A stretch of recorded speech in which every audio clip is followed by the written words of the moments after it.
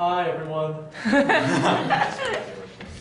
Before I start, someone else told me that one of my biggest flaws is that I like the sound of my voice too much, so I tend to talk a little bit too much when I get a little carried away. So I go overtime and whatnot. Someone among you, a responsible person, should like give me hand signals and stuff like this. All right. So before I start, I want to talk a little bit about why I selected this topic. It says conversation with a contrarian conservative, but I found out because I talk too much, it's really not more of a conversation than it's a one-way conversation. I'll try my best to cut some time so we actually can have a to and fro. Why did I select this topic? I think that debate is a very valuable activity in the sense that it provides a venue for a lot of people to discuss different ideas, exchange perspectives that could be, in many ways, different from your own. But I'm an old person, I'm really old actually, and I've been here for a very long time. One of the things I found out, both domestically and internationally, that parliamentary debate has tended to move a little bit too far on the left, and the debates usually are framed on the left side's terms. I'm not saying that they're wrong and this is right, but rather I thought that considering the opportunity that I had, I would like to open up a bit and probably provide you with some more grounded, probably a little bit more accessible positions of why these kind of ideas.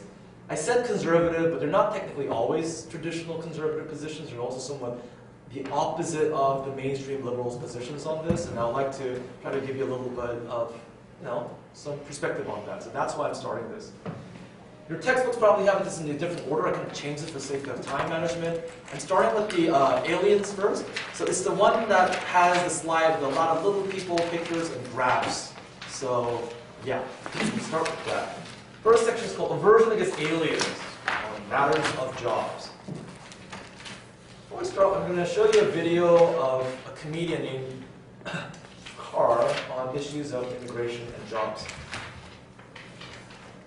Which the sound doesn't work. Let me just paraphrase what his joke is. He's saying that a lot of right-wing people are really upset when immigrants come in. They say that right-wing people say that they're taking away your jobs. His point is this: if you're an immigrant and you come into a country, you can't speak the language, don't have any contacts, any friends, don't have any money, and it takes away your job on the first day, that probably means that you're shit. And it probably is your fault, not theirs. Kind of laugh, and everyone's like funny, like ha ha ha, ho ho ho. Let's try to take this into some perspective here. So let's stop, the punchline, and try to think about who are these people we're talking about? Who are the people that are scared? Who are the xenophobic, racist people? Are they you? Are you the demographic that are scared about immigrants taking away the jobs? Probably not. You're college educated. You're probably looking forward to working in huge companies or whatnot. Fulfilling your dreams and hopes. The type of people that you probably can imagine that are genuinely scared about this and they're talking about these in political points are the poor. They're the people in the lower class of the strungs of our society. These are the people that are not as educated. They don't have as many opportunities. The liberal left always say, oh, we'll just job train them. We'll put them in a 3-month med class for computer science and we'll let you get employed in IBM. It's not very realistic. In many cases, there are levels of structures of our demographics. There are some people that are without that many options. They need these jobs, and they feel genuinely that their jobs are being taken away. There's an interesting phenomenon in many developed countries. A lot of liberals have this problem that they just can't get their head wrapped on. Why do poor people tend to vote right? Why are poor people voting conservative? They're thinking, what's wrong with these people? You're telling them, oh, we recognize that you're poor. We're telling them we're going to take away from the 1% and give you free stuff. Why aren't you voting for us? Why are you voting for the assholes? The real reason is because they're not really understanding what the main point is. I'm trying to explain in more detail. It's not a literal sense that they're taking away their jobs as much as the context and environment and why they're genuinely afraid. And why, in many cases, the so-called conservative right-wing political parties are the only ones that actually take them seriously. Let's look at what the situation is. This is the basic picture. This is the default picture. You have a domestic laborer, and imagine that you're the employer. You need to hire one of these people. So you need to consider the costs of these people. Look there. You have, at bare minimum, you have minimum wage. It's an expense that you need to pay. But that's not all, right? There are also considerations of labor law. Labor law protections also are added, so you can't make them work overtime, there's certain conditions, and all these other things. Those are all expenses. Insurance. So if they get hurt during work, you also have to pay out for that. If they quit, you also have to pay them a severance pay, pensions, whatnot. And then there's also the factor of additional expectations.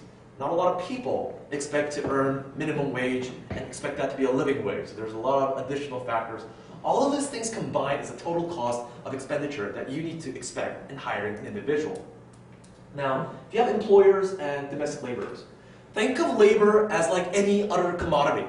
There's a supply of labor, that's the people that are willing to participate in the workforce of this specific area. We tend to always talk about laborers as a bulk of the whole country. Think of this solely on the factors of labor in these jobs that we consider as low tier. Factory work, picking oranges in farms or whatnot. The equilibrium price, the price that is agreed upon by society, will be decided based on the supply, which is the blue curve, and demand, which is the demand curve. Demand for labor and supply of labor. And we'll find a certain point. This is what happens when you have too many laborers. In other words, in terms of commodities, there's an oversupply compared to the demand. What happens there? What happens, the first thing to go is the additional expectations. That gets wiped out because you are not in a position to negotiate additional terms. You're in the bottom rung. You don't have that leverage. Think of it this way. The beautiful ladies in this room, you probably all experienced this one time or another. There's a guy that suddenly comes up to you and says, "Hey girl, you want to go for some coffee?" Just get up. Yeah. And then another guy comes up. Hey girl, if you go out with me, you could have coffee, but you know, not that Americano stuff. I'll buy you that stuff, the Frappuccino stuff with all the cream on it. So another guy comes up, whoa, wait 1 second. If you go out with me, you get a coffee and lunch. It's like, you get how this goes, right? Another guy, hey, I'll buy you dinner as well. It's like, decent looking guys, you know what? I'll buy you wine afterwards as well. So you see what's going on. Nothing really changed in the perspective of the demand side, but the supply now is competing for your attention. In that circumstance, in the dating market, so to speak, women find that there's a very, very simple strategy that you need to be employing, which is learn how to say no to the bad deals and wait for the best deal to come up. Same thing goes for employers. There's so many laborers that are willing to work in your area, then you relatively in a position of leverage. You could expect less compensation for the same work. They're fighting, same thing, right? Hey dude, I'll work for you for $100. I'll work for $90. Hey, I'll work for 80. You know what, I'll work for 80 and I won't take any severance pay. Oh yeah, I'll take 75 without severance pay. So this pushes down your relative position of leverage and the ability to negotiate your terms as there are more people. As there is a constant demand at this point, but there's an oversupply, the supply curve moves to the right. And as any other economic situation, the expected costs go down. Now, here's where I want to talk a little bit about this. This is an aspect of scarcity. And some people ask me, other issues. You know how the word goes, I want to be paid what I'm worth, my worth. But what's that exactly? What do you mean? What's the standard of worth? Because there's a difference between what I think I'm worth and what I'm actually worth. What you're actually worth is determined by the market, based on scarcity. Mom and dad always say, "Oh, you're so pretty and so nice and you're the smartest kid ever. You're a snowflake." Yeah, so you have a very high image of yourself. The market doesn't think so. The market is very cruel. They're not mom and dad. So a lot of people ask, how come Cristiano Ronaldo gets so much money and all these firefighters, all these teachers, these great people are getting so less pay? You need to understand when it comes to compensation for labor, it isn't really about the absolutes merits or the functions of society as much as it's about scarcity. If there's a demand for something and there's not only merit, but also you need to think about scarcity. Not many people can kick ball like Cristiano Ronaldo. So there is what the market is willing to pay for that kind of service. There is an overabundance of firefighters or teachers which have somewhat similar capacities to do the same job. That's why their prices are lower. So you need to understand that. It's a matter of scarcity. not necessarily about the worth of itself. Let's think about the inverse condition. What happens when there aren't enough workers? Now think about this. It's a developed country now. So there's a lot of education, a lot of getting people like having higher expectations, they're moving up, so there's not that many people left on the, what I would call, we talk about glass ceilings. There's not a lot of people left in the glass cellar now, the glass basement now. There's not that many people. So even these companies or these farms, these factories want people. There are not that many people willing to compete for you anymore. So think about that girl situation now. Let's say something happened, time passes by. Some of the men that were courting for you realized their sexual orientation, and got really, really coupled together, and they made a gay, couple thing, and they left. Some of them people just kind of decided this dating thing is not really worth it that much, and so they start playing video games instead. The numbers keep on decreasing. The market keeps on getting thinner. Now you're kind of getting a little bit more nervous. Where are all these guys? Where are they going? And the guys also kind of realize this. It's like, you know what, I'm thinking I'm going back to just lunch. And you know what? You're paying for dessert. So your position, again, nothing changes on the demand side, but now your position is in a weaker position. This is when the supply side demands more things. I want more. I want more than minimum wage. I want a safer working environment. I also want, this is not here, there's a premium now because you're more scarce. I also want more social respect. I don't want to be called toilet scrubber or whatnot. I want to be a respectable occupation. I'm a plumber.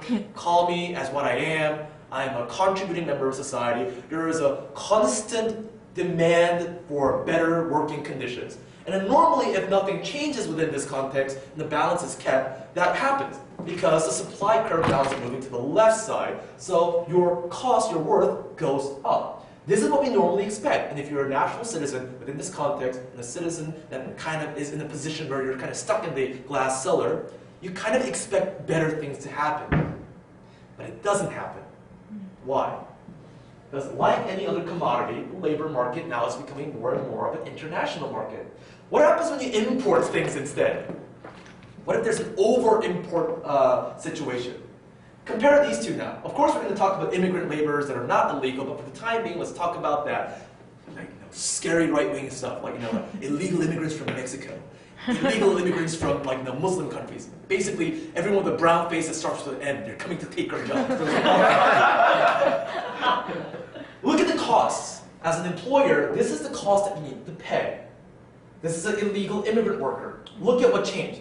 They don't even ask for minimum wage. They're illegal anyway, so you don't have to pay the minimum wage because nobody's forcing you. And these are people from relatively poor countries. What you think is a fraction of the cost of what you're paying for other people. For these people, this is a fortune. They never got this kind of money for the same kind of work.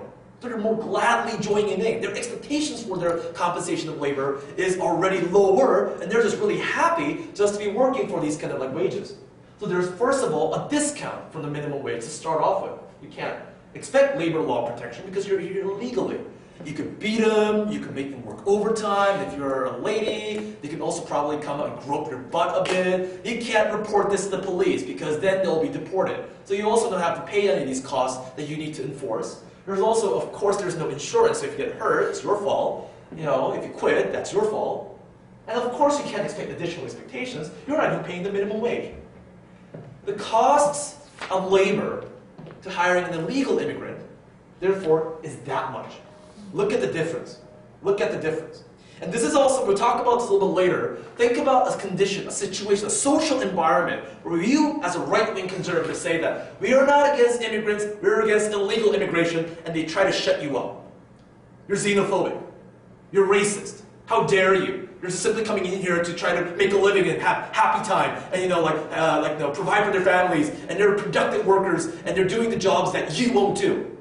There are American jobs that Americans think they're beneath them. Who's going to do those jobs? There are German jobs that German people think they're beneath them. Who's going to do those jobs? We need the Mexicans. We need the Turkish immigrants. We need the immigrants to do these jobs. So how dare you? That's the conversation. But here's the thing. If you don't control the situation, this is what happens. Now let's go back to the girl example. There's reporters and all these other people that are reporting you. This is Kyun. This is the guy. Oh, I'm a billionaire. Oh, you date me, I'll buy you 3 cars. I'll give you a mansion. and I'm also a billionaire, and I'm also an alien. And also, you have these like other guys, they're similar in nature, and then you have this. You are not going to look at them when you have this, and easily accessible. That's why when you have illegal immigration coming in too much, what you have is, although that the conditions of the citizens within that country is the same, it doesn't matter because it is as if there was a huge, huge increase of labor within your country either way. So first thing, your supply curve goes way more to the right. But there's another thing, they're not playing by the rules now, are they? They're cheating, technically. They're also undercutting their price. You can't cut their prices and compete price competitiveness with these people unless you're also breaking the law. So what happens is, now within this country, for employers, the expectant costs for labor is not fit for your domestic laborers, but now is readjusted for illegal immigrant labor. Now think about that. Those jobs, the same jobs by the way, that could have been better, that could have paid more, that could have actually given these people a living wage if nothing else happened and there was pressure from the market to accommodate those kind of demands by making conditions better to coerce and to introduce these people to come in, is gone now. They don't have to worry about that stuff. Now, you need to worry about this. This is your cost now in the books. This is your cost for labor. Of course, those jobs are not going to be taken by average citizens. We call them, the liberal left, we call them spoiled. These are spoiled people that don't want to do hard work. They're all just working in McDonald's. Of course they're working in McDonald's because McDonald's has more scrutiny, so therefore you can't hire illegal immigrants and hire them under the minimum wage. But in farms and factories where the eyes of the government is less, serious, they can do this. So these jobs are all taken away. And then you say, these are jobs that you won't take anyway. I can't take, because if I take the same standards, for instance, if a UK person takes the same expectancy of an exchange for my labor as a Polish person, which has totally different purchasing power parity and their cost of living, I can't survive doing this job anyway. Of course I'm not going to take this job. It's not because the job has been made to me, it's because now the tables have turned. The conditions are different. That's what you mean by they're taking away your jobs. Domestic labor also can't just live with minimum wage. They also have an additional wage needed for a living wage. A minimum wage and a living wage in an ideal world will be the same, but in most cases it's not, so you want more. Even if you're a legal immigrant, you don't want that much more than the minimum wage, because the minimum wage is 5 times what you earn at home. So the price is stuck. The minimum wage also doesn't go up. Because you can get the labor you want without having to raise it. There's a disincentive to work because now that wage is stuck there. For all those positions, guess why? All of these jobs that we're talking about are dominated by immigrants. It's the other way around, right? The liberal left says, like, look at these jobs. How many white Americans do you see in these jobs? Clearly, this is proof that this is a job only an immigrant will take. It's the other way around. You created an environment where, because there's so many immigrants coming in, these people can't compete. And therefore they will hire the cheapest guy that you could barter with. Those are immigrants. Immigrants fill in the spot. So unless that you're also willing to work in America for Mexican standards, you're not going to have an American be able to work there. That's your job taken away by immigrants.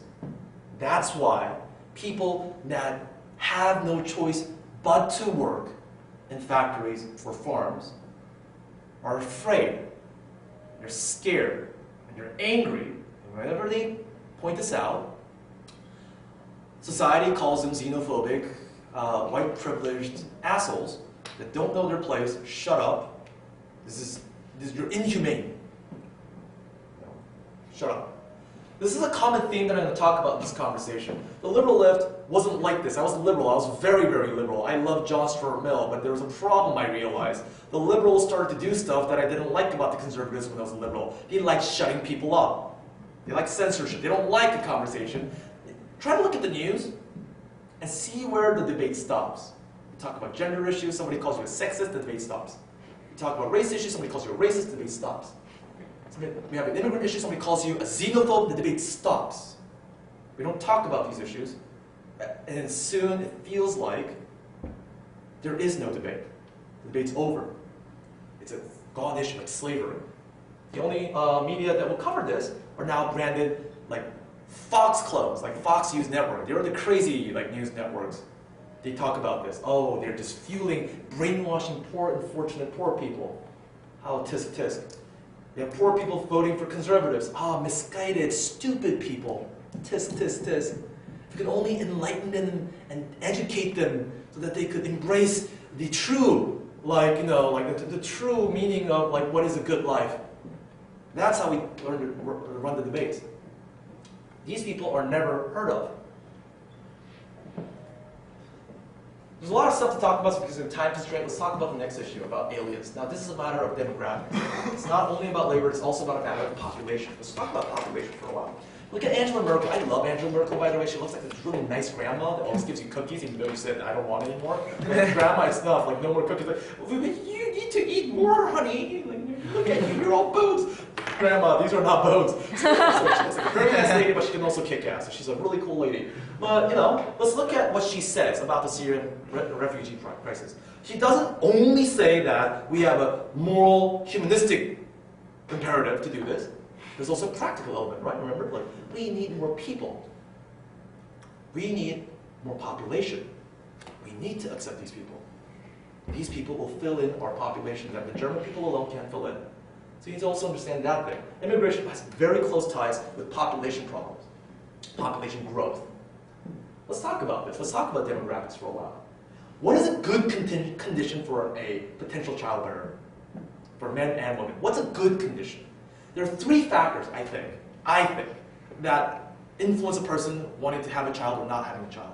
One is instinct, like, you know, like all living creatures, all I don't know, organisms want to procreate. It's an instinct thing.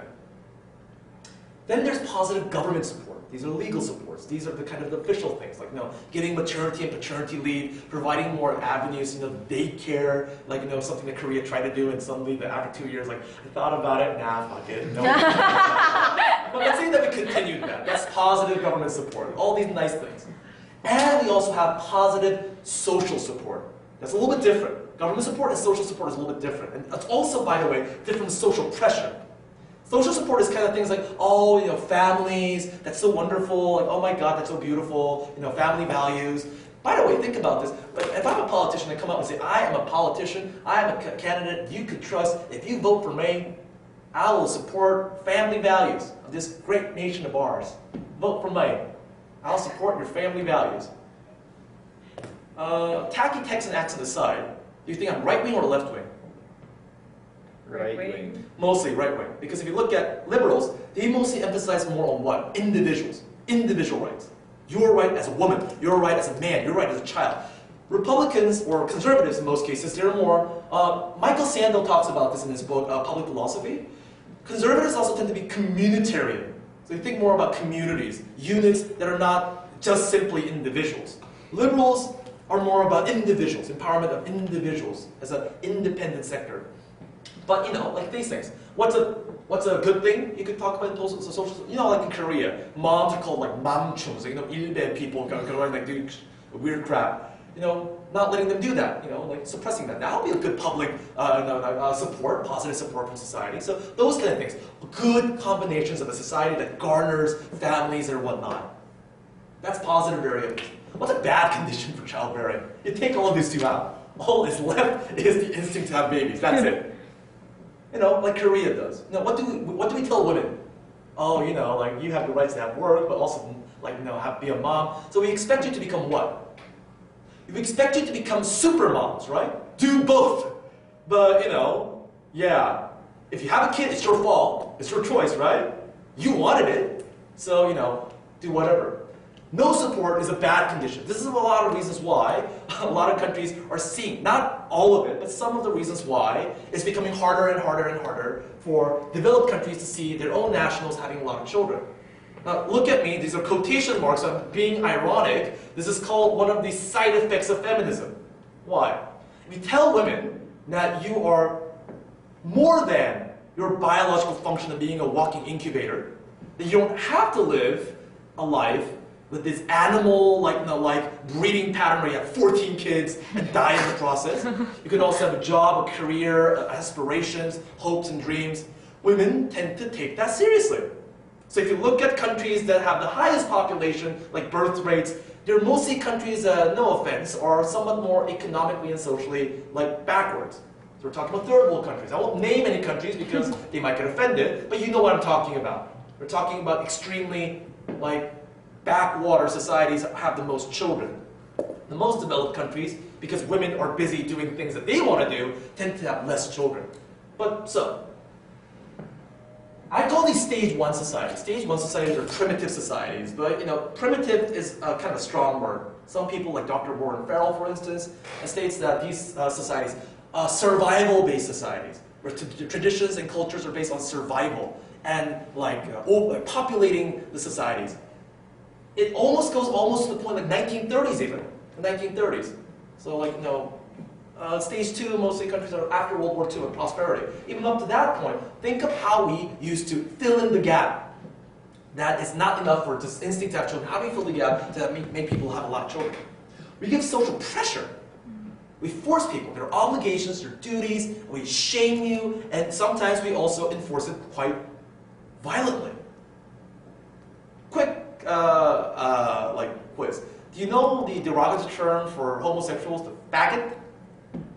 If you take faggot is 2 G's. If you take 1 G out and type it up on the internet to see what that word means, it means faggot is branches or pieces of twigs or wood that you put inside a bigger fire to make it larger. That's a faggot. Question, why would you call a homosexual a faggot? Where did it come from? Guess why?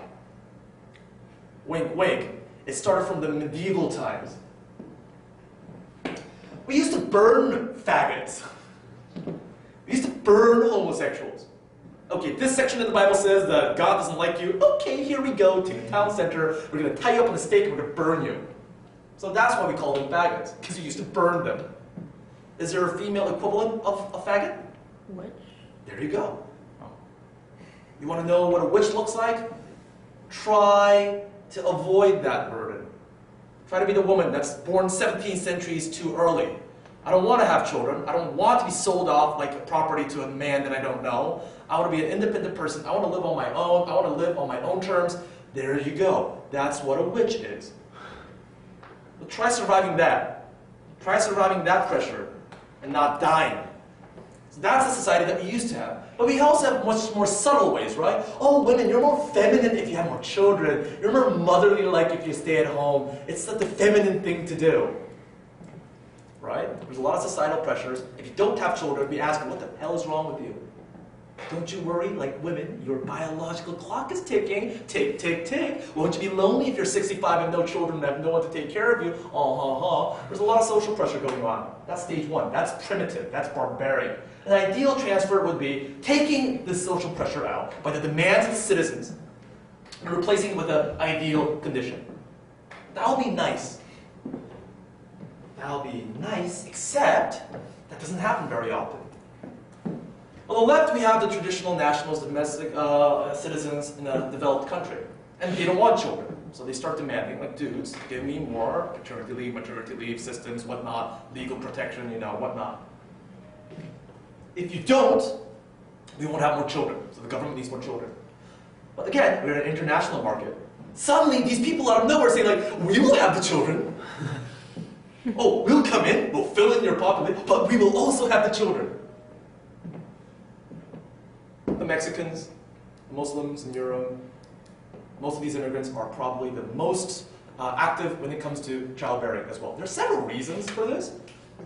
I won't go into derogatory things, but one of the things that anthropologists say is that whenever you're in a minority in a major group, you tend to emphasize culture and traditional norms to enforce your children to have more children. You see, it's kind of an instinctual thing. It's a tribal mentality thing. If we have larger numbers